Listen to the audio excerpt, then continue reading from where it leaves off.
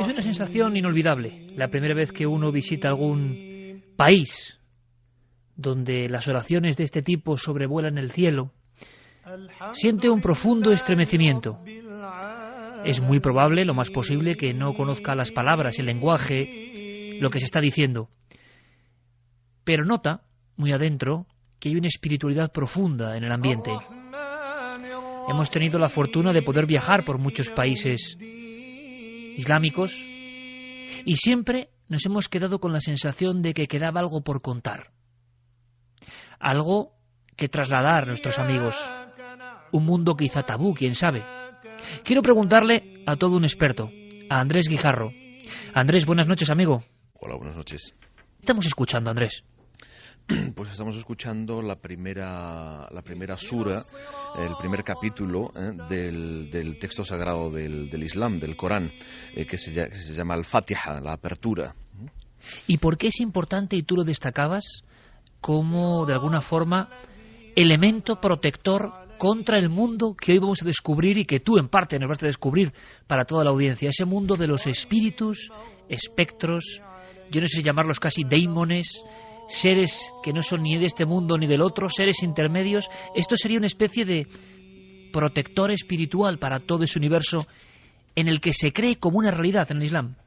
Sí, efectivamente. Bueno, esta sura en concreto es importante por varias razones. Una de ellas tiene una importancia ritual fundamental. Es que en la plegaria ritual del Islam, que realizan los musulmanes 5 veces al día, se llama Salat, es imprescindible. Es decir, la plegaria ritual tiene diferentes fases. Entonces, una de ellas es la lectura de un fragmento cualquiera del Corán, pero es imprescindible leer de forma precedente esta. Se dice que todo el Corán, todo el texto sagrado está contenido en esta primera sura, y bueno, en tanto que el Corán en su lenguaje sagrado, ¿no?, que es el árabe, que es la lengua que vehicula toda la fuerza divina, ¿no?, que tiene el Corán, en ese sentido como texto también que se utiliza para protección, ¿no?, un texto talismánico también, ¿no? La Fatiha es pues uno de los fragmentos más importantes y que se utiliza siempre en los ritos de los que hablaremos luego, ¿no? Ritos, por ejemplo, Andrés, de exorcismo. Por ejemplo. Exorcismos en el Islam. Yo reconozco que soy un absoluto desconocedor de la materia. En los diferentes viajes, casi como hilos sueltos, como retazos, hemos ido elaborando información, pero gracias a varios compañeros, varios amigos, varios expertos de verdad en la materia, como Andrés Guijarro, que yo creo que es una de las máximas autoridades, filólogo arabista, traductor de textos como el Corán, autor de libros tan importantes como Las señales del fin de los tiempos en el Islam, en fin, todo un experto que nos va a permitir abrir esa puerta. Andrés, un poco quizá más tabú en Occidente que en el mundo islámico. En el mundo islámico no se habla mucho de cara afuera de esto, pero por dentro se interioriza, es mi impresión, y la diferencia. No son solo leyendas, no son solo visiones de unos pocos, no hay la lucha entre lo científico, lo posible y lo imposible. Estos seres de los que vamos a hablar, que son capaces, en teoría, de entrar en otros cuerpos, existen, son una verdad.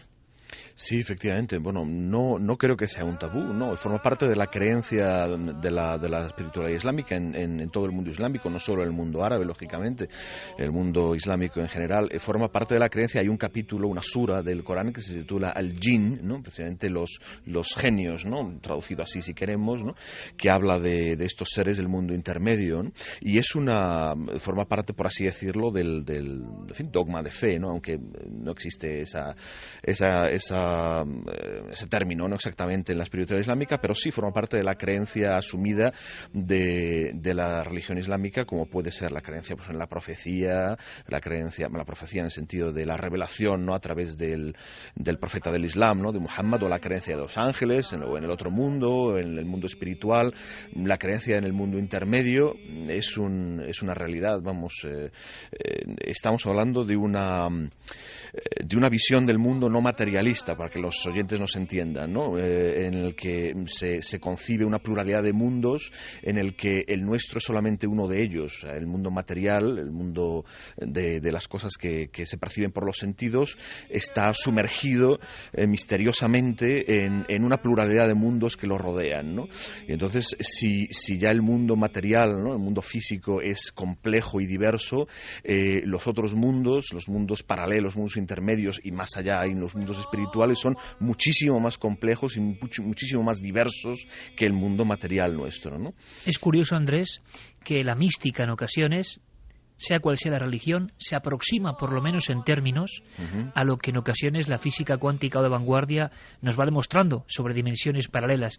En la fábula, en la imaginación o en la verdad, quién sabe, también se diseñaron diferentes espectros del mundo y se podía cruzar. Esa membrana podía ser cruzada por algunos seres que vamos a conocer. Pero gracias a Andrés Guijarro yo creo que vamos a tener casi una tipología, una descripción de diferentes tipos de seres. Pero Andrés, antes de embarcarnos, me gustaría que los cientos de miles de amigos en todo el mundo se metieran en la nave radiofónica del misterio y viajasen. Y sobre todo, si nunca han estado en uno de estos países como los que vamos a visitar, que sientan casi ese aroma, un tanto casi hipnótico de estas palabras, estas músicas que va a poner Noel Calero, que inicie un viaje con nosotros a un mundo que recuperamos, simplemente para arrojar luz, para conocer. Una sola cuestión, si puedes con un sí o un no, Andrés, ¿sigue habiendo posesiones y exorcismos y apariciones de estos seres fantasmagóricos hoy? Por supuesto, continuamente. Pues comenzamos, Andrés, si te parece, nuestro viaje empieza.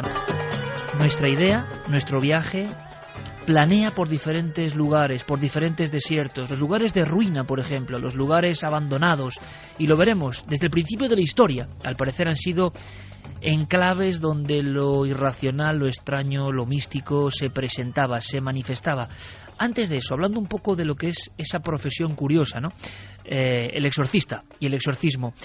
Parece que del Islam nos llegan documentos de algunos países y de otros que, sin ser islámicos, comparten esta religión y esta creencia. Existen rituales. Yo le preguntaba a Andrés Guijarro si se parecía lo que conocemos, lo poco que conocemos o vislumbramos del mundo del exorcismo en nuestra religión, vamos a decirlo así, occidental. En la religión cristiana, por ejemplo, sabemos de una serie de doctrinas, una serie incluso de ritos a practicar, y también sabemos lo que le pasa al supuesto poseído. Tenemos un documento que nos trae nuestro compañero Santiago Camacho. Santi, buenas noches. Buenas noches, Iker. Existen, al parecer, documentos periodísticos, ha habido incluso cadenas de televisión que han registrado momentos, se han filtrado este tipo de documentos que antes eran prácticamente prohibidos, muy sagrados, lo siguen siendo, de exorcismos modernos. Exorcismos modernos y exorcismos prácticamente en todos los países, no ya del ámbito islámico, sino en todos los países incluso donde hay una amplia comunidad islámica. Si te parece, vamos a escuchar un documento sonoro que lo ejemplifica muy bien, porque es un exorcismo islámico, pero esto fue filmado en Londres hace un par de años. Y la verdad es que nos vamos a encontrar con cosas que, de las veces que hemos puesto exorcismos católicos en este programa, pues nos van a sonar mucho, si no las palabras, si no el idioma, nos va a sonar mucho la emoción bastante escalofriante de lo que sale por la garganta de la poseída o de la presunta poseída. Una cosa más, Santi, ¿puedes explicarnos en una viñeta visual para que a través de la voz nos hagamos una idea? ¿Qué es lo que se ve en imagen? ¿Qué acompaña este sonido? Pues mira, estamos en lo que parece un apartamento, ya te digo que es en Londres, pero está decorado con alfombras, una decoración típicamente árabe, y hay un personaje que es el imán, que está con una chica, una joven, poco más que adolescente, ataviada de blanco, que está sujeta de pies y manos por otras mujeres que están allí acompañando en la ceremonia, pero en absoluto silencio. Este hombre empieza a conversar de alguna forma con la chica o con lo que hay dentro de la chica, pero según va reconviniendo, va regañando al ser que la ha poseído, pues la conversación se va tornando cada vez más violenta. Escuchamos y luego nos sacará de dudas o nos aproximará más a la realidad nuestro compañero Andrés Guijarro. Escuchamos este exorcismo moderno en la comunidad árabe, en Londres en este caso. Jangan keluarkan dari badannya. Jangan keluarkan dari badannya. Perhatikan. Enggak. Perhatikan. Enggak. Oke, kalau kamu udah memperhatikan, maka saya bacakan Al-Quran depan kamu supaya kamu tersirat. A'udzu billahi minasy syaithanir rajim. Pegang lagi pegang. Bismillahirrahmanirrahim. Kalau kamu keluar, kamu zalim. Nah, aku enggak mau keluar. Enggak mau. Desde luego, compañeros, da la impresión de que hay fenómenos universales. Sobre eso hemos preguntado en nuestra encuesta. Andrés Guijarro, compañero, es que esto le cambiamos, digamos, los atuendos, la creencia y las frases y nos encontramos con, para muchos, la misma histeria o el mismo problema mental, para otros un fenómeno espiritual real. Se estaba produciendo ahí el típico combate entre el hombre de religión, el hombre de fe y algo que se había metido dentro de, en este caso, una chica. No, sí, aparentemente sí. Hay similitudes y hay cosas diferentes entre el concepto de exorcismo en el mundo católico o mundo cristiano en general y mundo islámico. Hay efectivamente muchas cosas en común, pero hay otras que son diferentes. ¿Cuáles son las comunes? Vamos a intentar establecer una especie de comparativa para saber de este mundo que yo creo que es muy desconocido. Bueno, pues vamos a ver, cosas en común. En principio, un ser de naturaleza no humana entra o se aproxima lo suficiente a un ser humano como para robarle parte de su identidad y alterar su estado emocional, su estado físico y en algunos casos suplantarlo, digamos, de forma definitiva, ¿no? Eso en lo que, digamos, en líneas generales, ¿no? En lo que respecta a la figura del exorcista, pues sí tiene que ser efectivamente un hombre de religión, en principio tener unos estudios religiosos, ¿no? En esa línea, ser un hombre efectivamente de fe, tener presencia de ánimo, tener fortaleza física y mental, conocer bien los rituales que se utilizan, digamos, serían los elementos en común. Y ya empezarían ahí las diferencias. El fenómeno de posesión por parte de un jinn, que habría que entender, primero explicar qué significa esto. O sea, en el mundo cristiano, el ser que posee es siempre un demonio o el demonio, es decir, un ser de naturaleza absolutamente malvada, satánica, desviada, y que lo que quiere es matar o destruir o hacer perder la fe de la persona a la que posee y de su entorno. Esto en el mundo islámico no es exactamente así. No es exactamente así. El que posee, o es la entidad, digamos, que posee al ser humano en el mundo islámico es un jinn, es un ser del mundo intermedio, y como decíamos antes, el mundo intermedio es un mundo mucho más complejo que el mundo físico. Es decir, hay una pluralidad de seres de este mundo, el mundo de los junun, ¿no? Que es el plural de jinn, ¿no? Habría seres, digamos, muy próximos a lo que en principio el jinni o el jinn es un ser que recibe en el Corán la categoría junto con el hombre de Thaqalan, es decir, los seres humanos y los jinn son Thaqalan, es decir, son dos seres que tienen peso literalmente, es decir, que tienen una entidad individual, no son seres del mundo angélico o de un mundo supraformal, son seres que tienen una entidad individual y desde el punto de vista legal de la jurisprudencia islámica, o sea, de la ley sagrada, son seres mukallaf, es decir, que tienen una categoría legal que les hace responsables de sus actos, son seres que tienen voluntad.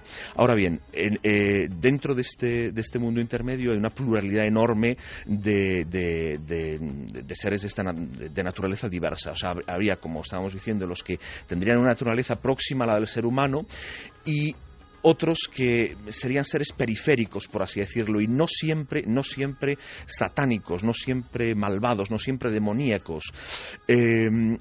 Hay un libro muy interesante publicado, no está publicado en español, está en inglés, publicado hace unos años, sobre la tradición del exorcismo en el Islam, que es el resultado de la divulgación, digamos, la tesis doctoral del autor, en el que se incorporan un montón de entrevistas hechas a exorcistas islámicos de muchos países, y es muy interesante sus testimonios, es muy interesante la visión que ellos dan. Por lo tanto, Andrés, permíteme, porque sí. Luego vamos a ir poco a poco sabiendo algo de esos seres.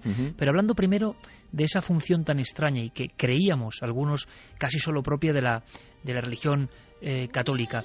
Existe, por tanto, el exorcista, es decir, el hombre de fe, de religión, que se dedica a combatir a los demonios en el Islam. Sí, existe. Sí. Normalmente es un imán, efectivamente, una persona que tiene una función, digamos, religiosa, y que por alguna razón se ha especializado, ¿no?, en algunas personas que aparecen en esas entrevistas, algunos exorcistas que aparecen en esas entrevistas que te comentaba, decían que ellos, por casualidad, muchas veces descubrieron su vocación al ver el efecto que su presencia tenía en estos casos, ¿no? Y en otros casos no hay ningún don especial, digamos, simplemente son personas que conocen el ritual y que tienen presencia de ánimo y fuerza interna y externa suficiente como para llevarlo a cabo durante a veces un tiempo muy largo, ¿no? Y como hemos visto, Andrés, se traza una especie de diálogo. Eso sí que ocurre con una curiosa similitud, ¿no? Hay una especie de charla, desde luego nada amigable. Bueno, en el exorcismo católico la tendencia general es a no escuchar al demonio. Es decir, lo que se recomienda es que el ser que posee, la entidad que posee, no se la escuche porque es por excelencia un mentiroso y induce al engaño, etcétera. En el exorcismo islámico es lo contrario, es decir, efectivamente se intenta someter a este ser, se intenta hacer que se doblegue a la voluntad del exorcista, lógicamente, que utiliza en el rito el Corán, básicamente es lo que se utiliza, ¿no?, las palabras de poder, ¿no?, que aparecen en el Corán, pero sí que es muy frecuente el entablar un diálogo con la entidad, es decir, se le pregunta cuál es su origen, si es masculina o femenina, cosa fundamental, si luego quieres ampliaremos este tema, ¿no?, porque es un tema muy importante en el mundo del exorcismo en el Islam, o de los junún, ¿no?, en el Islam. Se le pregunta su origen, por qué está haciendo eso, y se le insta a abandonar a ese ser humano, pero sí que es un tema recurrente el de entablar una conversación con la entidad que posee. De hecho, escuchado... Sí, perdona. De hecho, Iker, cuando me estaba documentando para este programa, me encontré con una escena absolutamente infrecuente dentro de lo que sería un exorcismo católico, y era efectivamente en Pakistán un imán que se encuentra con una poseída, habla con el ser que le posee, le pregunta su nombre, le dice que es femenino, que se llama Sita, y automáticamente pues tiene una conversación en términos bastante amables, y entonces el imán le ofrece convertirse en musulmán, porque ella le dice que ella es hindú, porque en realidad no es hinduista de nacimiento, pero se había casado con un jinn masculino y había adoptado la religión de su marido. Entonces consigue convertirla al Islam, y sin mediar otro ritual, simplemente por ese hecho ya consigue que abandone el cuerpo de la poseída. Lo que se le insta, más que en el sentido religioso, ¿no?, a que se convierta en Islam, lo que se le insta a la entidad que posee, ¿no?, al jinni, es que se someta a Dios. Es que en árabe esta palabra es la misma, ¿no?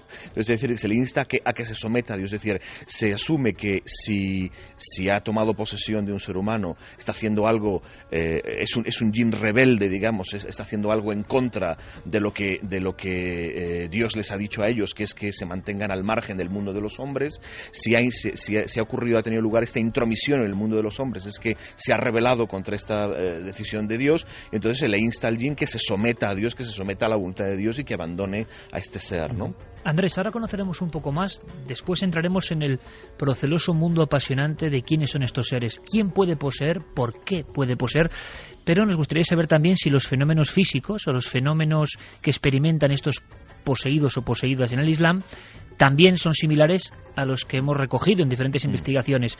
Antes abrimos las líneas de contacto, que es fundamental esta noche. Carlos Largo, compañero, hemos lanzado una pregunta que yo creo que tiene su enjundia, porque nos damos cuenta de esos paralelismos que son universales realmente. Todas las culturas parece que creen en lo mismo e incluso se manifiestan los fenómenos de una forma muy, muy parecida. Y abrimos líneas de contacto en este mismo instante, compañero. Pues buenas noches, Iker. Lo primero, y sí, como decías, abrimos esas vías de contacto y el debate de la semana en Milenio 3 en la página web ikerjimenez.com. La pregunta que lanzamos hoy es: ¿por qué las posesiones y las apariciones son un fenómeno universal? De momento, los resultados de las dos respuestas que hemos puesto van así: 68,4% porque hay una realidad ajena al ser humano que se manifiesta, y 31,6% porque la mente humana crea esas fantasías. Por supuesto, interesante. Están abiertas también, Iker, las otras vías de contacto. Milenio 3 con número @cadenaser.com, nuestro correo electrónico. También las frases de los oyentes en la página web cadenaser.com y en las redes sociales La Nave del Misterio en Facebook, en Twitter y por supuesto en Google+. La Nave del Misterio, en esas redes sociales recogeremos toda vuestra información, pistas, preguntas, reflexiones, porque el tema por lo menos es inusual, es una especie de fragmento de la realidad que pocas veces se toca en el mundo del misterio, y creo que necesitamos saber algo más. Van a ir pasando amigos, vamos a ir presentando a diferentes amigos que tienen algo que aportar en este mundo. Por ejemplo, vamos a adentrarnos, a ir haciendo una división entre el mundo de esos seres que en su malignidad parece, según cuenta la tradición, pueden llegar a poseer a las personas, y después no os lo podéis perder porque vamos a contar casos concretos. Nuestro compañero Nacho Ares nos trae algunos documentos, testimonios que son muy interesantes de casos donde esas entidades provocan también muchos de los fenómenos que en otros países se estudian bajo otra característica, bajo otro prisma, ahí envueltos de leyenda, creencia, religión. Es algo muy curioso que se analiza un poco sobrevolando toda la información. Pero quiero que escuchéis a otro experto en el Islam, Carlos Chevalier, que nos hablaba de lo que para él eran los seres, algunos dirían bajo astral, no sé, también hay paralelismo en esto, seres que no llegan a ser humanos, que no son angelicales, seres atrapados en cierta densidad, pero que pueden visitar nuestro mundo. Es increíble, amigos, y a mí lo que me interesa, cómo todas las religiones han creído en estos intercesores, en ocasiones malignos, con nombres complejos. Menos mal que tenemos a Andrés Guijarro para hacer de guía, pero escuchamos a Carlos Chevalier, que nos hablaba quizá de esos Yenum, esos seres, esos jinn, que pueden hacernos daño.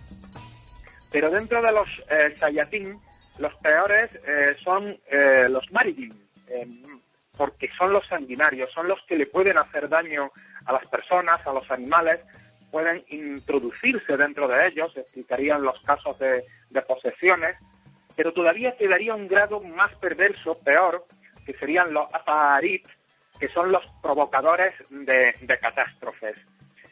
Todos estos Sayatín, por lo general, están en lugares desérticos, en el mismo desierto, en las montañas, en ruinas abandonadas, y aprovechan, según la tradición islámica, la presencia de personas descarriadas, no solo físicamente, sino sobre todo moralmente.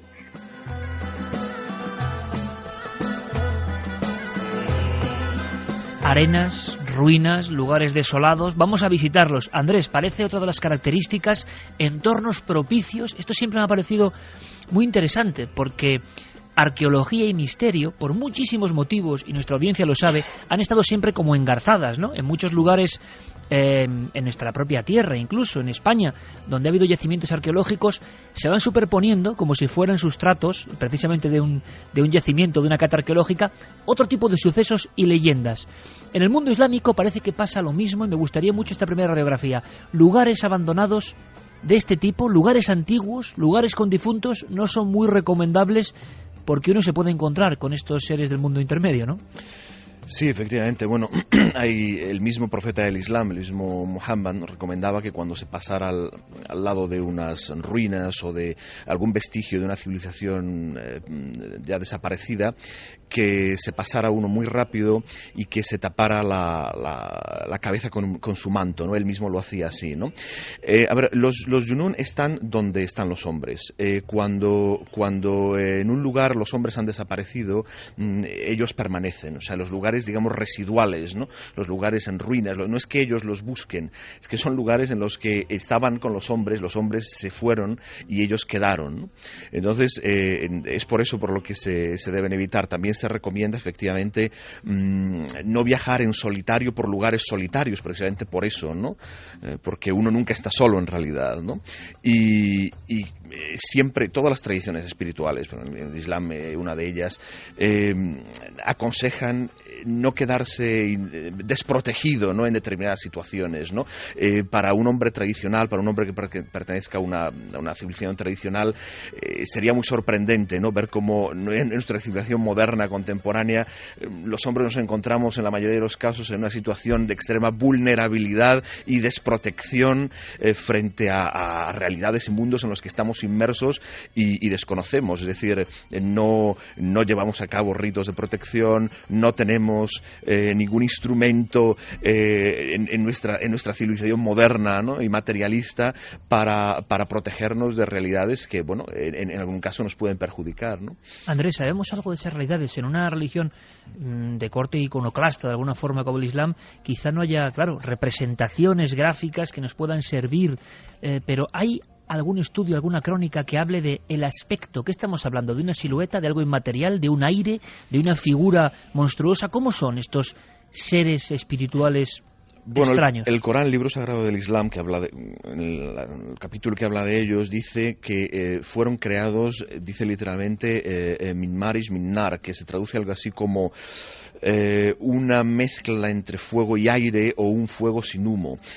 Bueno, esto es una forma de referirse a la substancia, ¿no? Por así decirlo, de la que están compuestos. Es una sustancia sutil que no es material ni es absolutamente espiritual, que es intermedia. Un fuego sin humo. Sí, o una mezcla entre aire incandescente y fuego, ¿no? Es simplemente una forma de indicar cuál es la naturaleza de estos seres, ¿no? Es efectivamente una naturaleza intermedia, no es luminosa o espiritual, absolutamente inmaterial, como puede ser la angélica, ni es física, como puede ser la de los hombres o la de los animales. En cuanto a su aspecto, claro, su aspecto real no es visible, pero sí que pueden en algunas circunstancias manifestarse. De todas formas, digamos, la ley que aplica, ¿no? que debe aplicarse tanto para ellos como para nosotros es no provocar el contacto, es decir, que no haya intromisión.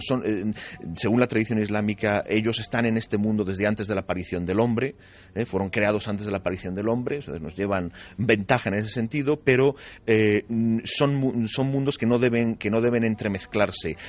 Y cuando esto ocurre, pues hay casuística al respecto, ¿no? Quiero decir, hay posibilidad de que alguno de esos seres tome una apariencia individual y entre por razones X en nuestro mundo y cohabite o coexista con los humanos, pero es la excepción y no es recomendado en absoluto provocar ese contacto, ¿no? ¿Cómo se provoca ese contacto? Pues según la tradición islámica, por ejemplo, a través de, digamos, actividades invocatorias tipo magia, tipo brujería, lo que hoy llamaríamos pues la ouija, espiritismo. Es decir, son actividades invocatorias que abren puertas a seres de este mundo que no respeten la ley que se aplica tanto a ellos como para nosotros, que es la de no entrometerse, ¿no? uno en el mundo del otro. Sí que se insiste en que ellos son mucho más conscientes de nuestro mundo que nosotros del suyo. Es decir, son en cualquier caso las cosas que se dicen, ¿no? En la tradición islámica de los Junun son las mismas que en las tradiciones occidentales antiguas se han dicho de los elementales, ¿no? Yo desde aquí recomiendo, por ejemplo, a nuestros oyentes, si se quiere conocer la naturaleza de estos seres en profundidad, que se acceda a un libro que sí que está publicado en español, del gran sabio del siglo XV, Paracelso. Es un libro que en español se tradujo el título como El libro de las ninfas o algo así, si no recuerdo mal. Está publicado, creo, en Obelisco hace ya algunos años, y ahí hace un examen pormenorizado de la naturaleza de estos seres, de la diferente tipología, etcétera, de la misma forma en que se puede hacer en la tradición islámica. Pues vamos a seguir ahondando. ¿Cómo son esos seres? ¿Por qué el exorcista del Islam pregunta si el espíritu que posee es masculino o femenino? Hay ritos, frases, vamos a escucharlas, de protección. ¿Sabéis que, por ejemplo, incluso las pirámides ni más ni menos que las pirámides de Egipto estuvieron envueltas por fantasmas, según la tradición y algunas crónicas, o que algunos de los grandes cronistas del tiempo árabe en España dejaron por escrito también encuentros con estos sucesos en ciertos lugares. Bueno, yo creo que va a haber que descubrirlo. Y después, además, vamos a tener muchísima información y algunas novedades. Una sección de Zapping Internacional que trae nuestro compañero Diego Marañón, reportaje sonoro de Javier Sierra, hora para la conspiración. Bueno, pero ahora, como siempre, lo primero, las noticias del misterio en la SER. Misterio en la localidad coruñesa de Betanzos, donde un colectivo cultural ha dado a conocer una ciudad subterránea que se esconde bajo la actual. Un entramado de pasadizos, la mayoría de ellos inaccesibles, que desembocan en los aledaños de la iglesia Santa María de Azogue y en varias casas del municipio que disponen de un acceso privilegiado a esta ciudad oculta. ¿Pero para qué se utilizaba? Nuestra compañera Teresa Villas de Radio Galicia nos lo cuenta. Algunos documentos hablan de estas galerías como minas de mercurio autorizadas durante el reinado de Carlos III, pero todavía hoy se oyen leyendas que apuntan a la existencia de tesoros escondidos. La Asociación Cultural Dédalo de Bric ha dedicado los últimos 20 años a su estudio, defiende que su construcción es anterior y el hecho de que todos los túneles acaben bajo la iglesia de Santa María do Afougue les ha llevado a pensar en un uso ritual de estos espacios. De La Coruña nos vamos hasta Cádiz, donde expertos en genética de la Universidad Complutense de Madrid han constatado la presencia fenicia en esta localidad en unos esqueletos hallados en el Teatro Cómico de la ciudad. El paleopatólogo Manuel Calero nos habla de cómo estaban los cuerpos. A 4,5 metros de la altura del suelo actual aparecieron individuos sin enterrar y con signos de muerte in situ por hechos violentos. A uno se le pudo hacer un TAC y se supo que tenía una fractura de fémur y una malformación en la cabeza, en el cráneo. Estaba boca abajo y con la mano izquierda alzada. Junto a él, aproximadamente a 5 metros y algo, había otro individuo sin cabeza y con una gran piedra de unos 50 kilos sobre sus piernas. ¿Y cómo llegan los especialistas a la conclusión de que esos restos son fenicios? Manuel Calero nos lo cuenta. Como hubo suerte y en los 3 individuos había restos de dientes, pues se pudo hacer ADN mitocondrial. El individuo del siglo VIII ha dado un haplotipo, o sea, una secuencia genética absolutamente un ADN fenicio. ¿Y qué ocurre con el individuo más joven? El ADN muestra un 50% de marcadores genéticos típicamente fenicios y otros 50% del marcador genético que se llama H. Y vamos con una noticia sorprendente. Según publica el diario inglés Daily Mail, el expresidente de Estados Unidos, Eisenhower, tuvo 3 contactos con extraterrestres. Esto es lo que afirma Timothy Good, ex asesor del Pentágono y del Congreso de Estados Unidos. Al parecer, los encuentros se llevaron a cabo en 1954 en la base aérea Holloman, en Nuevo México. Eisenhower, con el apoyo del FBI, organizó estas cumbres interplanetarias donde los extraterrestres les hicieron saber que venían con intenciones pacíficas. Según Good, la primera reunión se concertó con humanoides de apariencia nórdica, pero el pacto de no agresión definitivo se firmó con una raza popularmente conocida como grises. En 2010, Henry McElroy, funcionario de New Hampshire, aseguró haber visto un documento secreto destinado a Eisenhower que corroboraría estos encuentros. Y continuamos en el interior de la Tierra, en este caso en una cueva de la península croata de Pelgesak, donde se ha hallado un extraño zodiaco. Se trata de fragmentos de un zodiaco de hace 2100 años que los científicos sospechan que sea la tabla del astrólogo helénica más antigua encontrada hasta ahora. Los estudiosos la han llamado la tabla Nakovane. Está realizada en marfil y sobre todo se pueden observar los signos de Cáncer, Piscis, Géminis y Sagitario. El arqueólogo y biblista Javier Alonso nos habla del interés que tenían los pueblos de aquella época por conocer el futuro. Bien, el hallazgo lo que confirma es que todos los pueblos mediterráneos, no solamente los más conocidos como los griegos o los romanos, todos estaban interesados en conocer el futuro de las personas y la forma habitual ya desde tiempos muy antiguos en Mesopotamia. es el conocimiento de la carta astral del recién nacido. La posición del Sol, la Luna y todos los planetas en el momento del nacimiento. La semana que viene, muchas más historias aquí, en Noticias del Misterio.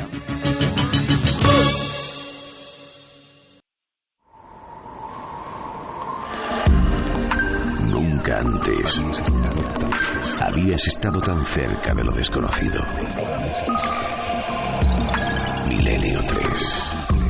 Cadena SER.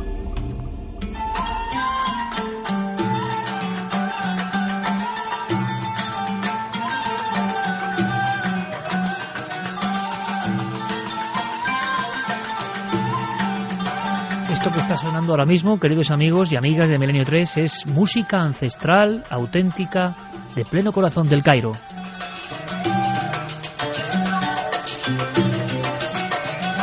Y claro, uno cree vivir una película cuando se envuelve de todo esto y más si persigue los misterios, como por ejemplo hace nuestro compañero Nacho Ares.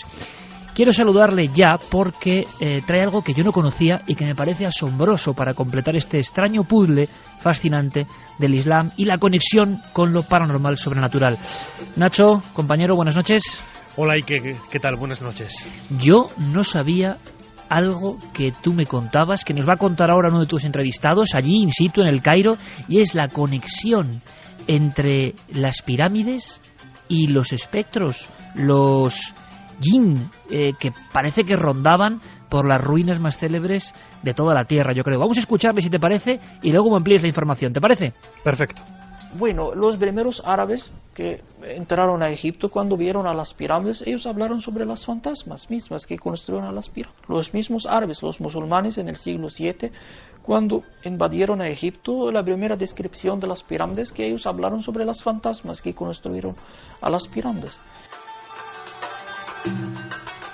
Hemos escuchado bien, me parece maravilloso, no sé de dónde viene esta tradición, quizá ante la complejidad de las construcciones, una teoría que yo jamás había escuchado, pero que allí se comenta, Nacho, en el Cairo se comenta, en los tiempos arcaicos, fantasmas o seres de otro mundo construyeron las pirámides, y lo dicen los egipcios. Desde luego que sí, escuchábamos a Walid Mamdouh, que es un guía egipcio, intérprete de español, muy buen amigo nuestro y que sigue muy de cerca Milenio 3 desde tierras del Nilo, ¿no? Y hace eco de una tradición que es milenaria. En efecto, como escuchábamos ahora en este testimonio, los árabes, los primeros musulmanes, cuando llegaron a Egipto y vieron las pirámides, vieron que aquellas construcciones eran realmente insólitas, insólitas desde luego no solamente por la forma, sino también por la interpretación que ellos hacían de esas construcciones.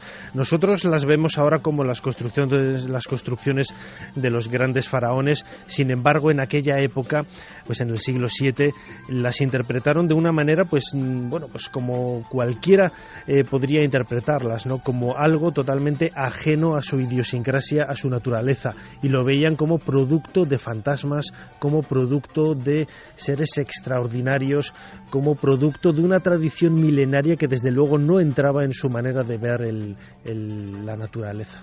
Oye, Nacho, y en otros lugares arqueológicos, tú que te conoces prácticamente palmo a palmo el país de los faraones, en otros lugares, en otros recintos, ¿existe también esta leyenda de que rondan los fantasmas? Desde luego que sí. Ahí fíjate, uno de los pioneros de la arqueología, que fue Wallis Budge, un inglés que estuvo de director del Museo Británico, pues cuando él estuvo excavando en Egipto a finales del siglo XIX, y bueno, más en concreto que en Egipto, en lo que es las pirámides de Meroe al norte de Nubia, pues el actual Sudán, él le llamó la atención que los guías que le acompañaban en un primer momento se negaban a acceder a estas necrópolis.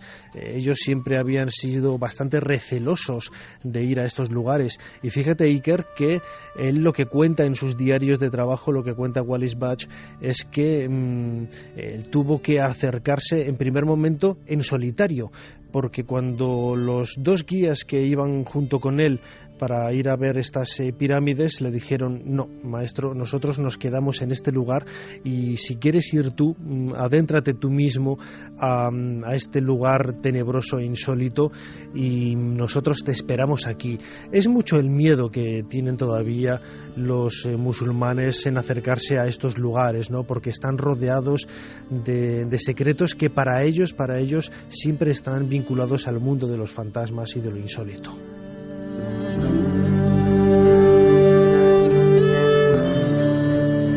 Pues cronista de excepción, y además qué alegría me da tener un corresponsal de alguna forma en esa ciudad tan maravillosa que es el Cairo, que sigue Milenio 3, eso me ha emocionado, Nacho, realmente, y que nos cuenta y nos va a contar historias y casos incluso con intervención policial, casos de muerte, por desgracia, pero que han ocurrido envueltos en el mundo, en la casuística increíble de lo paranormal, vamos a decirlo así, en un lugar como Egipto, ni más ni menos. Por cierto, Nacho, estamos de enhorabuena, no sé si tu novela está ya en la calle. Pues sí, lleva ya prácticamente un mes a la venta. ¿Cómo se llama? La tumba perdida. Acabo de llegar precisamente hace poquitas horas de Jerez, en donde hemos hecho una presentación junto con los amigos de la librería Las Hojas de Bohemia. Estamos muy cansados, pero desde luego con muchas ganas de seguir trabajando aquí en Milenio 3. Hablaremos de esa novela y de esa investigación que en el fondo, Nacho, o sea, la más importante leyenda o verdad, yo no lo sé, de una tumba y un hallazgo arqueológico, ahora lo entiendo, está envuelta de la maldición y de la aparición posible de estos seres y sus influencias. Es que es lógico cuando me dices que hoy, en el 2012, en ese Egipto con tanta turbulencia últimamente, ¿no?, sigue habiendo personas que no solo testiguan haber vivido casos, intervenciones incluso de autoridades, sino que en el mundo de lo arqueológico, en el mundo de los guías arqueológicos, que es un mundo apasionante, lleno de anécdotas, de historias que te cuentan ahí al caer la noche, si ven que tú eres proclive a ello y que puedes de alguna forma compartir, ¿no?, esa otra realidad que no tiene nada que ver quizá con lo que pasa durante el día, pero los guías hoy tienen temor a algunos lugares donde la tradición se ha perpetuado, Nacho. Desde luego que sí, fíjate, hay una historia también muy cercana a nosotros en el tiempo y que tú conoces muy bien, ¿no? Por ejemplo, en el templo de Karnak, en una de las capillas del templo del dios Ptah que podemos encontrar en este recinto sagrado, conocerás muy bien una estatua, la estatua de la diosa Sekhmet, ¿verdad? Es una estatua de granito negro que está iluminada apenas por un cenáculo, por una luz superior que hay en esta habitación, y que convierte la estancia en un lugar casi mágico, en una puerta ancestral que conecta el mundo terrenal con el mundo de los fantasmas. Pues fíjate, cuando los arqueólogos ingleses excavaron este lugar a principios del siglo XX, se llevaron una desagradable sorpresa. Al poco de acceder a esta habitación y al poco de empezar a trabajar en ella, no solamente encontraron lo que hoy conocemos como la estatua de la diosa Sekhmet, sino que también pocos días después de que los obreros tuvieran primer conocimientos de esta estatua, los arqueólogos, como digo, se llevaron una desagradable sorpresa. Algunos de estos obreros habían entrado en la habitación por la noche y la habían hecho pedazos. Hoy lo que encontramos, hoy lo que podemos ver nosotros, es una reconstrucción de esa misteriosa estatua que por miedo al más allá, los árabes la habían destrozado en miles de trozos. Es decir, un miedo que se perpetúa, que queda en las piedras, que queda en algunos lugares, pero hay algo más. Nuestro corresponsal Cairota nos habla de eso que nos interesaba, la posibilidad de que uno de estos seres del inframundo, vamos a llamarlo así, con esa descripción tan fenomenal que ha hecho Andrés Guijarro y que es tremendo, ¿eh? Los antiguos cómo atinaban, o sea, con pocas palabras cuentan cosas que retumban en nosotros, porque parece que las reconocemos. Un fuego sin humo, ¿eso no es una especie de ascua, de resplandor? ¿Qué es eso? ¿Seres luminosos? Nos habla nuestro buen amigo en el Cairo de la posibilidad de posesiones, nos habla de casos que se investigan, de casos que ocurren, de historias de las que por supuesto queremos saber mucho más.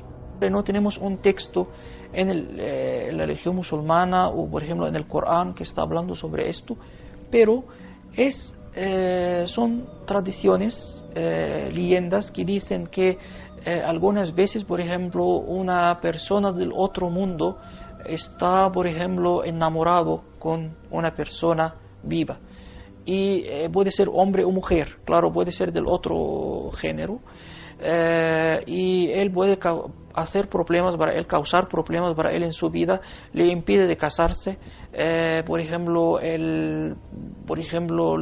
puede hacer obstáculos en su camino del casamiento, y muchas veces puede causar, por ejemplo, el divorcio.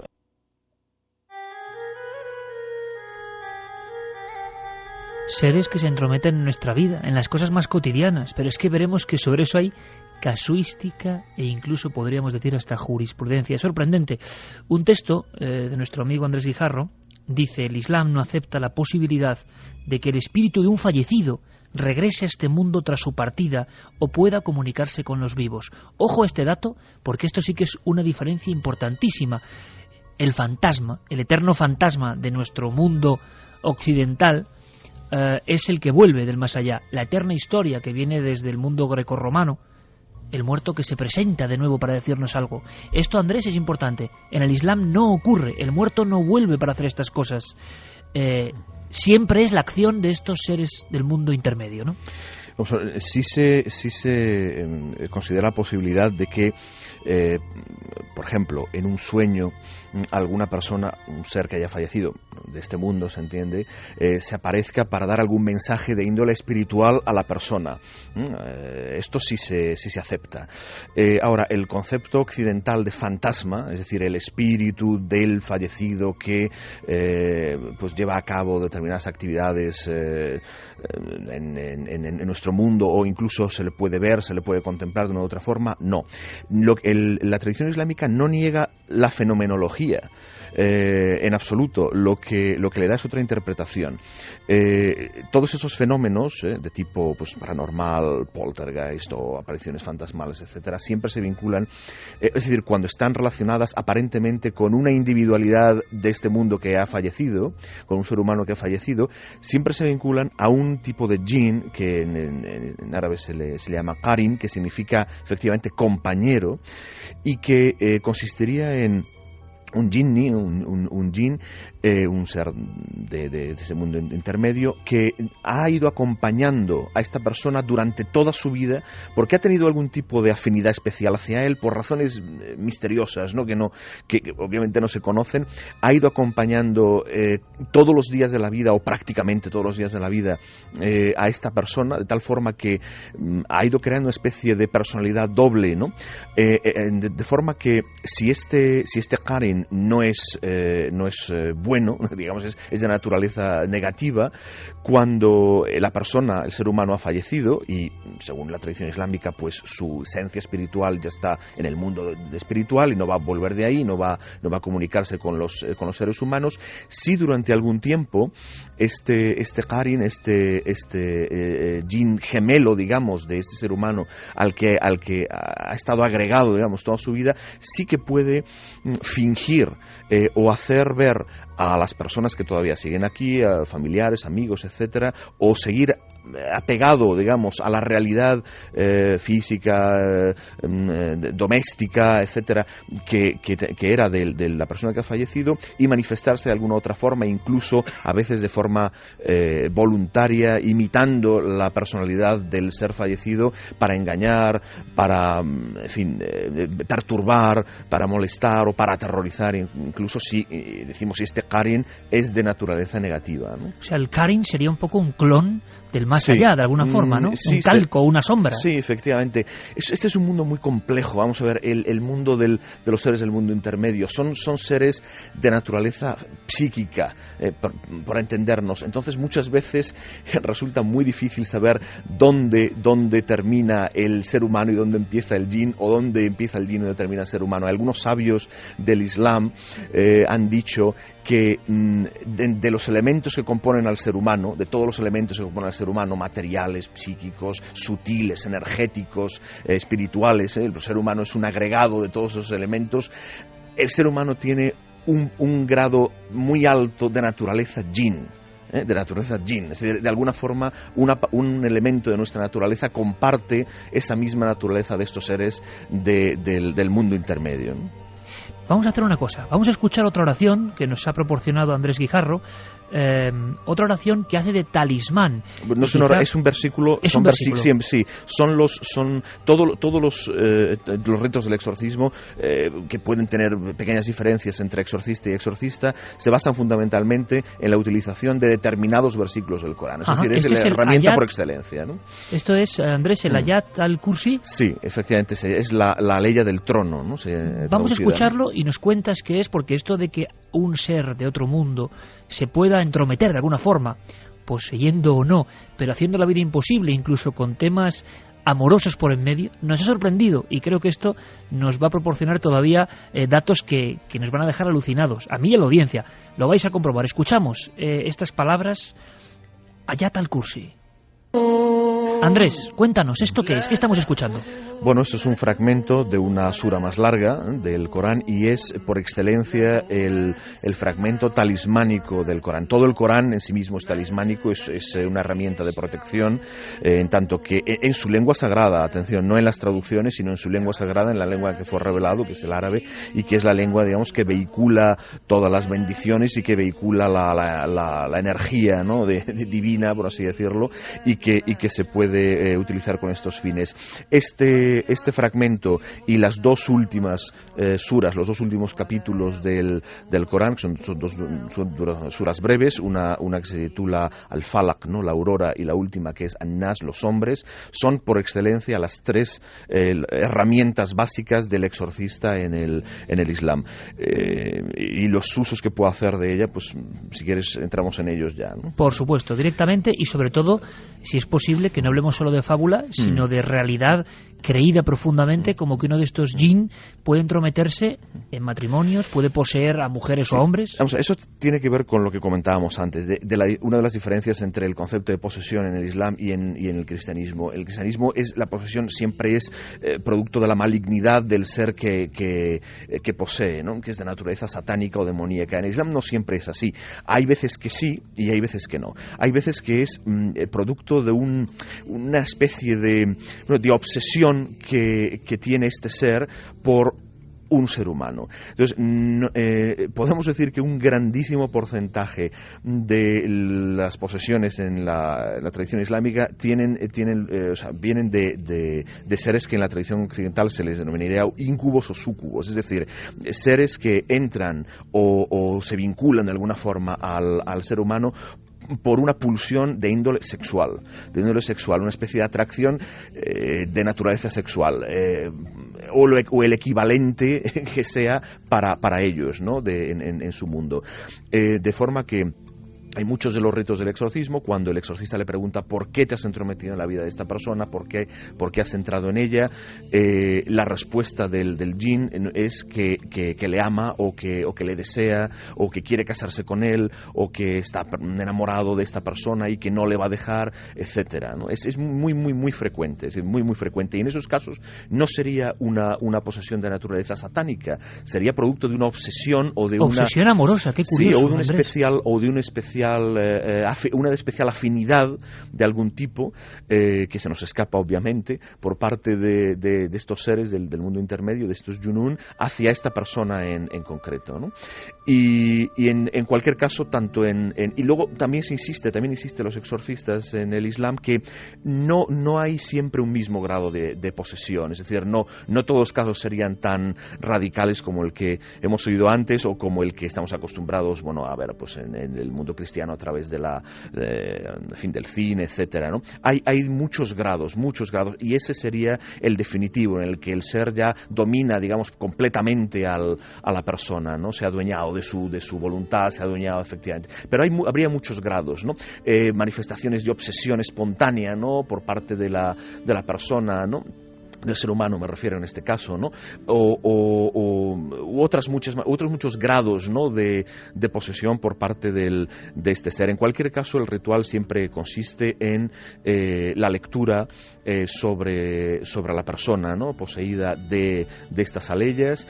En algunos casos se utilizan elementos, por ejemplo, el agua o el agua de rosas o el aceite de oliva puro, sobre el que se recitan, ¿no?, estas aleyas. decir, se carga este soporte, ¿no? En este caso el agua de rosas o el aceite de oliva, se convierten en soporte que va a vehicular esta energía que transmiten estas palabras sagradas, y bien se le hace beber a la persona, bien se le baña con ella, bien se le dan masajes o se le fricciona, ¿no? con esos elementos ya cargados, pero básicamente es la lectura, la recitación una y otra vez de estas aleyas concretas o de otras que siguen un orden especial. El orden especial de los versículos del Corán para el exorcismo es un orden que ya estableció el profeta del Islam, el profeta Muhammad, que él exorcizaba, lógicamente, como exorcizó Jesucristo y como han exorcizado todos. ¿Él exorcizaba?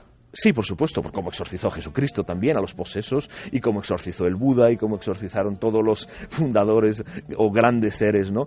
Fundadores de religiones. Como ¿no? un elemento importante que ahora parece, no voy a decir que sea vergonzante, sino que parece de un mundo muy bizarro, muy extraño, muy escatológico, pero sin embargo todos los grandes fundadores de las grandes religiones, es bueno manifestarlo, Andrés, tenían este don, ¿no? El de enfrentarse a los demonios. Sí, por supuesto. Es que, como decíamos antes, solamente una civilización o una mentalidad absolutamente materialista y que entiende que el mundo empieza y acaba en lo que podemos tocar o ver o percibir por los sentidos, no contempla la posibilidad de que haya otras existencias, ¿no? Que nos afectan, lógicamente, en tanto que coexisten con nosotros, nos afectan, ¿no?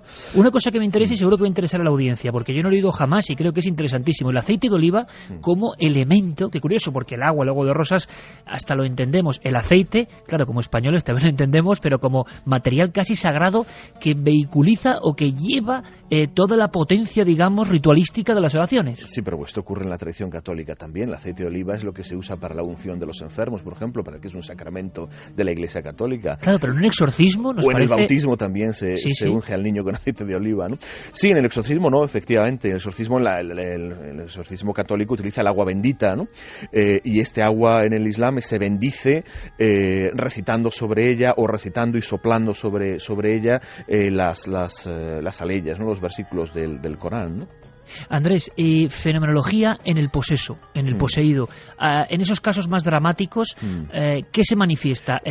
¿Pasa lo mismo que en los exorcismos más conocidos de otras culturas? Ahí sí que hay, en los casos extremos o de posesión total, sí que hay una práctica afinidad 100%, vamos, con lo que ocurre en el mundo cristiano o en otros mundos, ¿no? Efectivamente, bueno, pues episodios violentos. Muchas veces, dicen los exorcistas, ¿no?, de la tradición islámica, el jinn está oculto, no se manifiesta más que cuando empieza el exorcismo, es decir, cuando empieza a escuchar los versículos del Corán, es cuando la persona empieza a tener un comportamiento violento o, en fin, empiezan a ocurrir manifestaciones, en fin, como ocurren xenoglosia, una fuerza sobrehumana, episodios de levitación, o de fin, los mismos episodios que ocurren en los exorcismos de la tradición católica. Ahí sí que prácticamente no hay ninguna diferencia. Otro curioso paralelismo, como esos seres enamoradizos del otro lado, que en el fondo es la historia de los íncubos y súcubos de otras culturas que visitan por la noche y vampirizan de alguna forma, ¿no? Es decir, todo tiene una base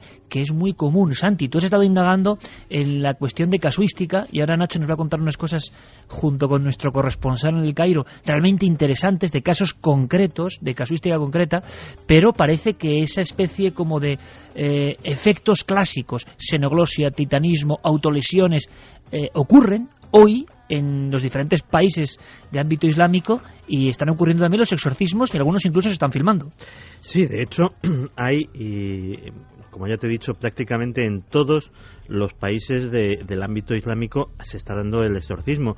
De hecho, ahora mismo incluso en Egipto hay, para que veas hasta qué punto está metido en la tradición y en la religión, hay un famoso sacerdote copto que está llevando a cabo exorcismos, obviamente de cristianos, pero que está atendiendo también a muchísimos árabes, a muchísimos musulmanes sí, que están que se ponen a su disposición. Y viceversa también, hay muchos cristianos coptos, o algunos que acuden a exorcistas musulmanes. Esto en Egipto, donde coexisten las dos religiones, eso es relativamente habitual.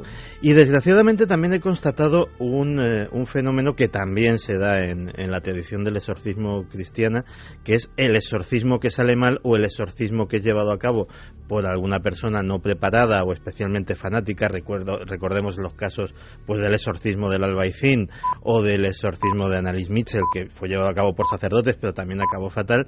Hay ejemplos en el Islam también. Y hay ejemplos en el Islam. De hecho, tengo aquí ahora mismo el caso de una joven marroquí de 22 años que murió durante un ritual de exorcismo porque fue obligada a beber 11 litros de agua presuntamente para la purificación. De hecho, los padres de la joven quisieron detener el exorcismo y llevarla en ambulancia, pero el exorcista o presunto exorcista les detuvo diciendo que era la única forma de expulsar al demonio de allí.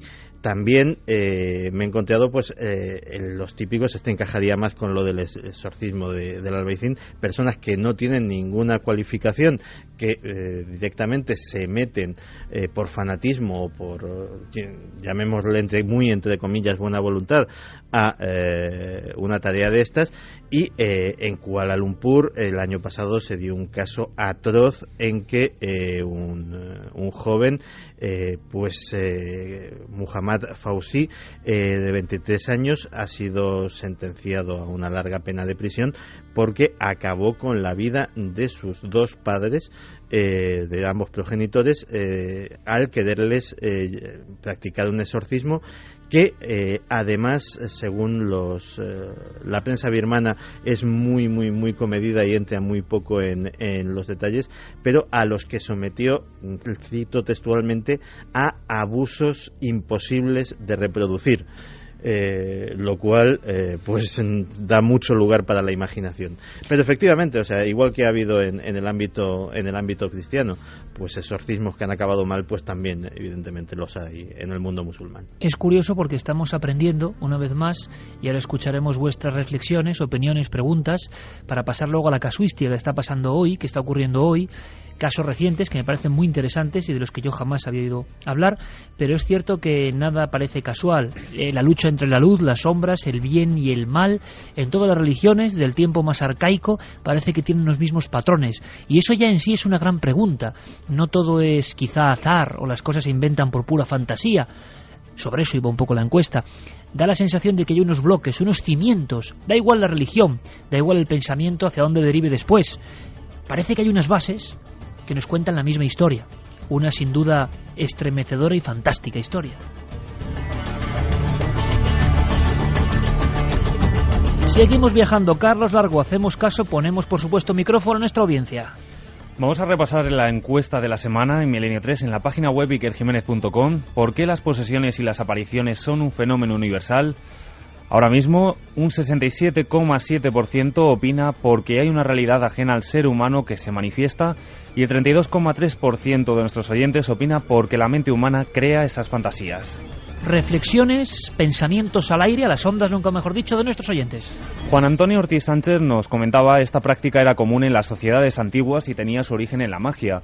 En la antigua Babilonia o Irak, los sacerdotes rompían una imagen de arcilla o de cera que simbolizaba al diablo, con el fin de destruir al demonio real. Los griegos y los egipcios realizaban ritos similares. Muchas religiones siguen hoy practicando el exorcismo en todo el mundo. Qué interesante mensaje, por cierto, y qué bien documentado. Nacho también nos decía: impresionante el exorcismo, sin entender el idioma se veía esa lucha, esa confrontación y el grito desgarrador. Gran tema el de hoy. Diego Brito Álvarez, la primera, nos se refiere a la respuesta de la encuesta, a la de que es una realidad ajena al ser humano. Él opina que independientemente de la ideología, esas fuerzas oscuras son propias del mundo, incluso diría del universo. Varían las creencias y los ritos, pero lo que no varía es el fin y la fe. Celia Marcuentas nos preguntaba que qué opinamos sobre que el Islam podría ser la religión del diablo de los cristianos. ¿Podría ser un indicador de la persecución de cristianos en muchos lugares del mundo? Bueno, es un tema interesante y del que hablaremos y del que se está investigando, y prepararemos un dossier que creo que va a sorprender en un futuro. Silian también nos comentaba: las posesiones y las apariciones son un fenómeno universal porque el mal no entiende de razas ni culturas. Las posesiones se producen en personas que le tienen tanto miedo al mal que creen que está dentro de ellos. Juan Miguel, por ejemplo, decía: ¿hay también casas encantadas en el mundo árabe? Ah, qué buena pregunta. Pues mira, Carlos, vamos a hacer una cosa. Vamos a escuchar a el buen amigo de Nacho Ares, nuestro oyente y corresponsal en el Cairo. Vamos a dejar que nos cuente algo y ahora Nacho ahonda y da más datos, porque las manifestaciones de estos seres se parecen tanto a la casuística que otros llamarían paranormal. Es decir, yo planteo esto, ante los mismos fenómenos, el matiz cultural, el matiz tecnológico, el matiz de la persona concreta que los interpreta es quien da el nombre, quien bautiza. Fenómeno de poltergeist. Y luego, si ocurre, por ejemplo, en una barriada del Cairo hace unos años, es un jinn, ¿no?, que está actuando. Pero en el fondo, lo que se está observando parece muy similar. Escuchad, por favor, con muchísima atención. Era una viuda que vivía con su hijo en una casa. Escuchaba un sonido extraño que le llamaba, la invitaba para hacer relaciones sexuales. Y es una fantasma. Ella llamó a la policía y informó a ellos pero claro, era una cosa ridícula para ellos. Bueno, esta voz la dijo que él va a visitar a su casa a las 5 de la tarde. Si ella no se casa con él va a matar a su hijo. La policía fue a la casa y toda la casa estaba arrodillada de todos los lados. A las 5 de la tarde ellos encontraron las ventanas, se abrieron muy rápido, entró un viento y escucharon todos a una voz que dijo: te he avisado. Ella agarró a su hijo, estaba abrazando a él. Esta fantasma o este espíritu sacó al hijo de sus brazos y la echó en el techo y le mató. Nacho, abuela pluma, historias que has recogido, y en este caso historias con intervención policial y de final de los años 60. Sí, apareció publicado como testimonio de una de las informaciones recogidas por las investigaciones de Said Ismail, un periodista egipcio que suele publicar temas de este sentido, ¿no?, en el periódico Al-Akhbar, ¿no?, en las noticias. Como vemos, es un caso que a nosotros nos llama la atención, ¿no?, por estar enfocado y enmarcado en la tradición islámica, en el mundo árabe, pero que tendría muchos paralelos en lo que hoy denominamos nuestra tradición occidental, ¿no?, nuestra propia tradición natural.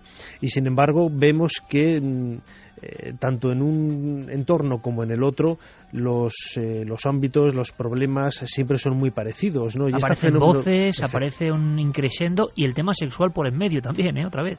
Efectivamente, antes lo comentaba Andrés Guijarro, el tema sobre todo, como bien comentabas ahora, de la fenomenología extraña, y sobre todo con esos pequeños matices, esos flecos vinculados al mundo de la sexualidad de los jinns, pues nos resulta bastante curioso, ¿no? Y tiene una serie de salientes que todavía no tienen explicación.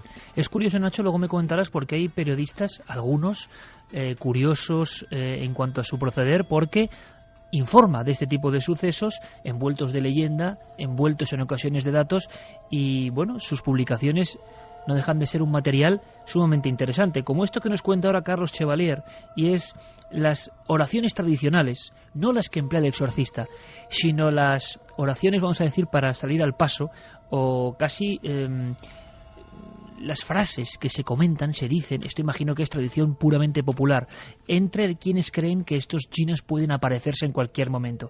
Escucha, ya veréis qué interesante. La más efectiva dicen que es pronunciar la frase en el nombre de Dios en árabe, Bismillah. Suena fortísimo, repetida y enérgicamente. Sin embargo, los sufíes de Al-Ándalus tenían por costumbre algo todavía mucho más corto, que era pronunciar el pronombre sagrado, él, en árabe. Él, en árabe, referido a Dios, se dice Hua, pronunciado no como H aspirada, sino con lo más profundo de la garganta, cerca del esternón. Eso pronunciado con una cadencia como de fa sostenido era lo que hacía que cualquier jinn maligno se apartara rápidamente, y si era un jinn creyente, ayudara al hombre a seguir por la vía del Islam que había elegido. Esto en el fondo es llegar a lo más profundo y lo más humanizado de los ritos, como cuando escuchamos en la eterna Galicia, todavía hoy, hacer el círculo alrededor de uno para protegerse de las ánimas o de las apariciones. Pequeña ritualística, ¿no?, pero muy interesante, un valor antropológico tremendo, como por ejemplo este gesto que me sorprende porque lo he escuchado en algún otro lugar del mundo. Veréis qué curioso. Hay algunas costumbres, por ejemplo, extrañas que hacen, por ejemplo, en la boda, en las zonas, por ejemplo, populares, que, por ejemplo, el novio o el marido pone su ropa al contrario, al revés. Bueno, él dice que esto también para expulsar a los espíritus y los genios, algo así. Por ejemplo, él pone la ropa íntima al contrario. Ritos cotidianos, Nacho, ritos cotidianos que se siguen practicando en el Cairo del 2012. Desde luego que sí, nos hace ver un poco, bueno, esa frontera, ¿no? Ese limes tan sutil y en ocasiones difícil de interpretar y de concebir, en el sentido de que este tipo de tradiciones pues rompen este tipo de, como digo, de fronteras, ¿no? En ocasiones, Andrés también seguramente tendrá más información para aportar datos. En el mundo musulmán, todo aquel fenómeno extraño, todo aquel fenómeno insólito siempre se relaciona con el mundo de los jinn, ¿no? De los espíritus, de los jinnas. Y sin embargo, la manera más sencilla de buscar protección ante lo insólito es el Corán, ¿no? Cualquier objeto sagrado, cualquier objeto cotidiano, mejor dicho, adquiere esa sacralidad llevando escritos sobre él versos del Corán, ¿no? O el simple gesto de mencionar el nombre de Alá, el nombre de Dios, sacraliza y parece proteger a las personas que puedan tener este tipo de problemas, ¿no? Es uno, por ejemplo, de los amuletos más famosos del mundo árabe, es la mano de Fátima, ¿no? El más conocido, quizá, ¿no? Quizá, efectivamente, es la mano de Fátima, en el sentido de que las diferentes teorías, las diferentes hipótesis de trabajo que intentan explicar la sacralidad de este objeto es quizá el que la propia mano del ser humano lo que nos hace es escribir el nombre de Alá, ¿no? Esta mano abierta, ¿no? Esta mano derecha, ¿no? Son quizá esos elementos que a nosotros nos resultan insólitos, pero que desde el mundo, desde el punto de vista de una persona árabe, pues quizá, desde no un árabe, sino un musulmán, quizá tiene también esos matices de verosimilitud, ¿no? En muchos lugares del mundo islámico yo he visto esas manos abiertas y otras incluso solamente en lugares más pobres. Recuerdo la frontera de Túnez con Argelia, las manos que habían sido manchadas en barro quizá y puesta en el dintel de las puertas, ¿no? Como si fuese una mano que ahuyenta a ese mundo o a ese inframundo que puede estar rondando, Andrés. Y realmente la magia es una forma cotidiana de protegerse, pero como siempre la magia tiene peldaños que no deben recorrerse. Tú al principio del programa decías algo que dicen idénticamente, por ejemplo, los exorcistas en España, los exorcistas oficiales, siempre ponen al espiritismo, a la magia y a la invocación como, incluso a la Ouija, por supuesto, el elemento por donde estos seres entran en la vida de los hombres y las mujeres. Y esto se repite en el Islam. Sí, efectivamente, así es, en tanto que la magia, es decir, las energías que se mueven en la magia son energías del mundo sutil, es decir, no es un mundo espiritual, no son energías del mundo espiritual, sino que son energías más próximas al mundo material, son del mundo intermedio. Entonces, involucrarse, digamos, en este tipo de rituales que normalmente tienen un elemento invocatorio, que por cierto, esta es una de las razones por las que se supone que dice la tradición islámica que el intentar el contacto con los junún nos perjudica a nosotros y les perjudica a ellos, en el sentido de que como gran parte de estos rituales tienen que ver con tienen elementos invocatorios, es decir, se les solicita la ayuda de estos seres o se les invoca de forma directa o indirecta, muchas veces de forma indirecta y sin ser consciente de ello el invocador, pero se les invoca de alguna forma, es decir, en el sentido de que se uno intenta formar parte de alguna forma, utilizar elementos de su mundo, pueden llegar a creerse lo que no son, es decir, puede llegar a perjudicarle en el sentido de que estos seres tienen una tendencia al endiosamiento, es decir, al ver que los seres humanos necesitan de ellos, intentar pues hacer que los seres humanos les adoren o les rindan culto o les ofrenden cosas, etcétera. Y esto, desde el punto de vista de la religión islámica, es algo por lo que ellos tendrán que rendir cuentas, puesto que no es su función, ni es este culto y esta veneración se le debe solo a Dios, ¿no? Entonces, en ese sentido, la magia es perjudicial para el ser humano, o en fin, la magia en ese sentido, ¿no? Para crear causas en este mundo, utilizando elementos del mundo intermedio, no es beneficioso para el ser humano y tampoco es beneficioso para estos seres del mundo intermedio que se ven involucrados, ¿no? Y sí, en tanto que hay siempre un elemento invocatorio, es una puerta, claro, es una puerta de acceso, ¿no? Y hablando de puertas, Andrés, ¿la Ouija o algo similar en el mundo islámico? ¿Se tiene conocimiento de eso? No existe, no, la Ouija, bueno, incluso, no. No digo que no haya quien la practique, pero no pertenece a la tradición islámica y no... Y no hay ningún sucedáneo, ¿no? De alguna forma de invocación de ese tipo con las letras. No, de esta forma no. Sí que hay rituales mágicos y brujeriles, si se quiere, ¿no? De invocación y para utilizarlos a los yunún, efectivamente para causar mal o bien en el mundo material, en nuestro mundo, pero no está un instrumento para contactar con, en fin, los fallecidos o los... No, así no lo hay. Bueno, vamos a escuchar algo que sí que hay y que es curioso. Cuando hemos trabajado en alguna ocasión en otro mundo tan distinto como el de Japón, la cultura japonesa, sus mitos, sus fantasmas, al final están ahí los trazos paralelos, que es lo que queremos un poco observar, lo universal de estos fenómenos del hombre y de lo que parece que no es el hombre, quién sabe. En Japón, por ejemplo, hay una creencia tremenda de las casas de mal augurio, las casas que están, por ejemplo, junto a lagos, junto a charcas, sobre todo junto a canalizaciones de agua, puentes donde queda agua acumulada, sobre todo el agua estancada. Y para los japoneses el agua estancada significa un lugar donde los yurei, en este caso, que también incluso recuerda, ¿no? Son todo términos muy parecidos. Sí, también en el mundo parecer, islámico, el tema del agua estancada. También. Sí, mira, cualquier Andrés, sitio en el que haya algún grado de corrupción, un vertedero de basuras, agua estancada. Sí, porque se entiende o se considera que estos elementos, digamos, inmateriales, estas energías de la materia orgánica en corrupción, son una de las cosas de las que se alimentan al menos algunos de estos seres. Ahora me das más detalles, Andrés, sí. Pero quiero que escuchemos a nuestro compañero en el Cairo, porque fíjate, existe esa conexión y nos lo contaba de esta forma que parece increíble, pero ahora tú nos vas a dar más datos. Agua, a mí me pareció muy sorprendente, porque el agua, con ese sentido purificador, pero sin embargo, si está estancada, si está bajo algún edificio, si lleva mucho tiempo ahí en la oscuridad, mal asunto. Escuchamos.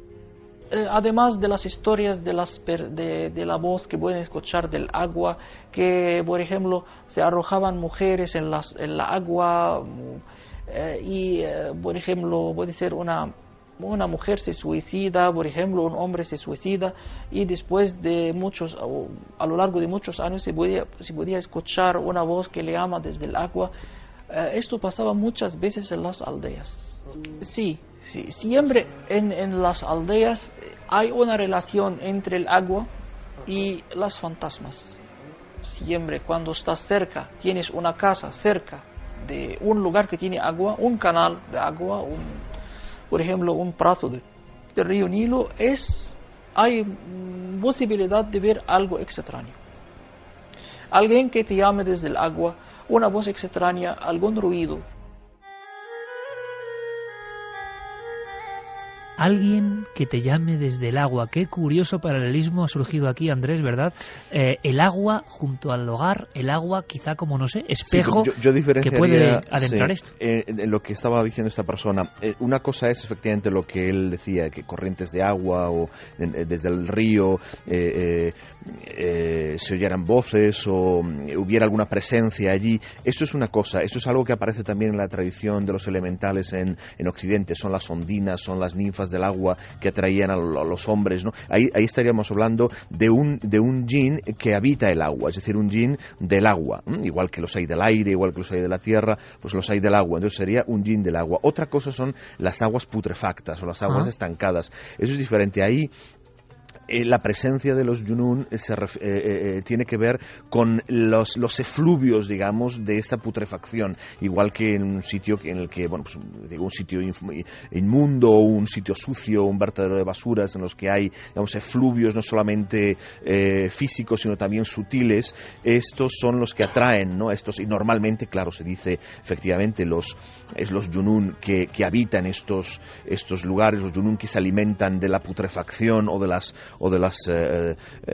los efluvios sutiles de la putrefacción, son normalmente yunun negativos, ¿no? Son malvados o son perversos o no son luminosos, digamos, no necesariamente perversos, satánicos, demoníacos, como decía, simplemente es que hay que entender que el concepto de yunun, sobre todo los que causan molestias, ¿no? Los que causan problemas, ¿no? al ser humano, no es exactamente, como decíamos, el concepto de Satán. En el mundo cristiano, los satánicos, al final Satán se ha terminado convirtiendo en una especie de antidios, ¿no?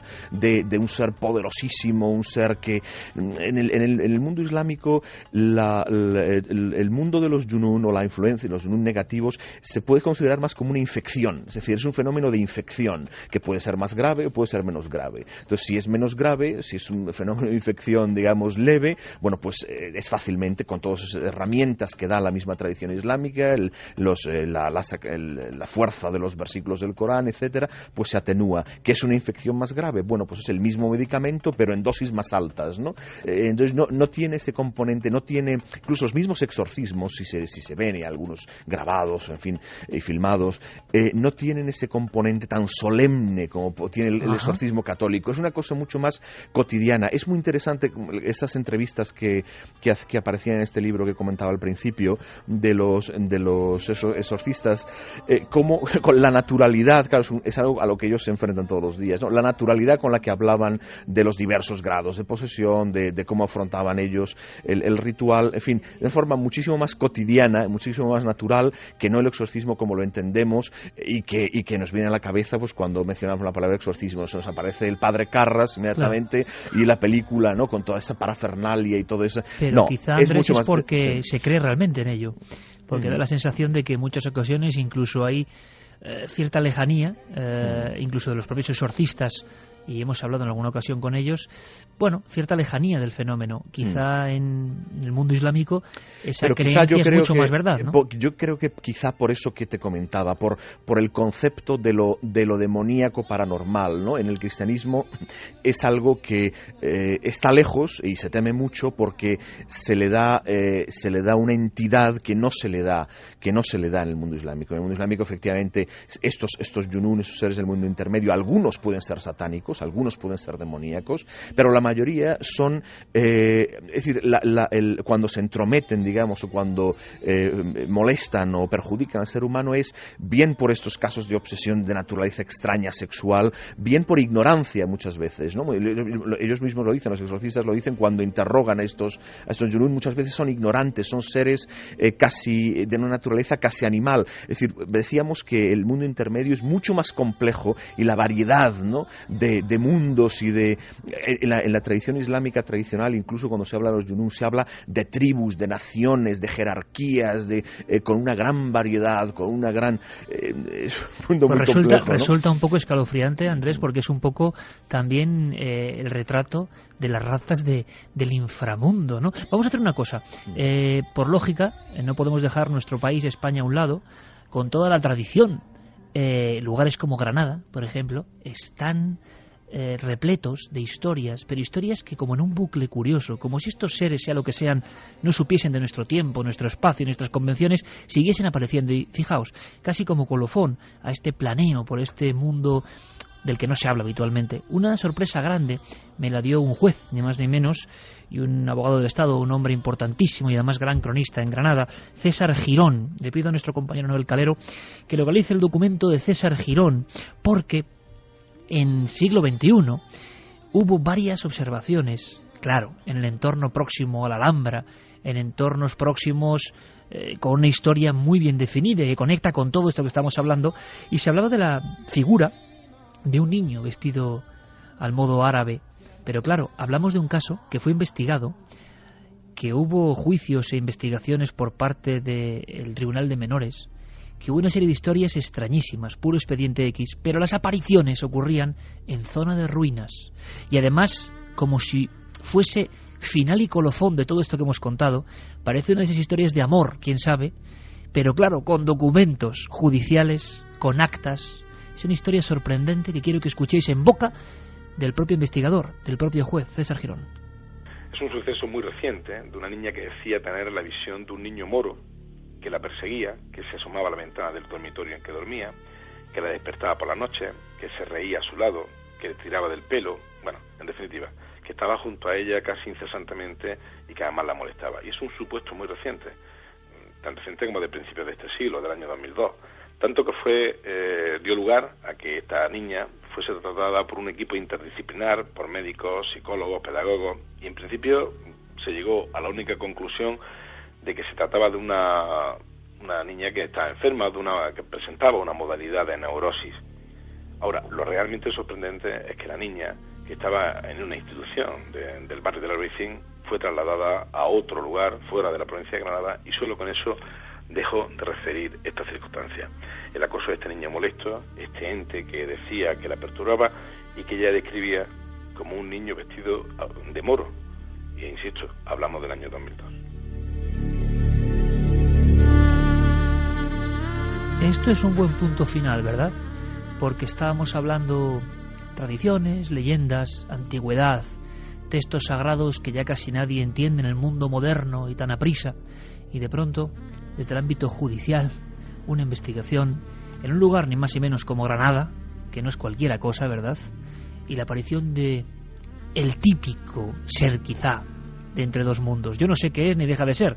Sé que existen los expedientes, que existe la investigación y que tenemos la fortuna de que una autoridad en el ámbito de la justicia nos lo cuente. Esa niña se alejó de ese lugar y dejó de ver esa historia. Una historia que es el calco de lo que Andrés Guijarro, de lo que Nacho Ares y Santiago nos comentaban, ¿no? De la tradición.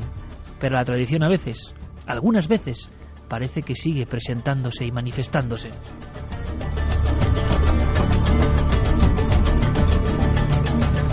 Y con este punto final, para asombrarnos, para comprobar que todas estas cosas no solo son viejos legajos, sino que ocurren en silencio, en ámbitos de los que no suelen salir, y que gracias a la amistad que tenemos con tanta gente nos lo pueden contar y os lo pueden contar, nos quedamos con cierto escalofrío, ¿no?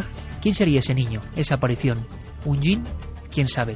Yo quiero agradecer a Andrés Guijarro y a Nacho Ares, a ambos el esfuerzo que han hecho por contarnos unas cuantas cosas, por hacernos aprender y por trazarnos un mapa absolutamente desconocido para la gran mayoría, estoy seguro. Así que yo os lo agradezco de todo corazón. Un abrazo muy fuerte, amigos, y gracias por trasnochar con nosotros en Milenio 3. Muchas gracias, un placer, Iker. Buenas noches, Iker. Gracias, compañeros.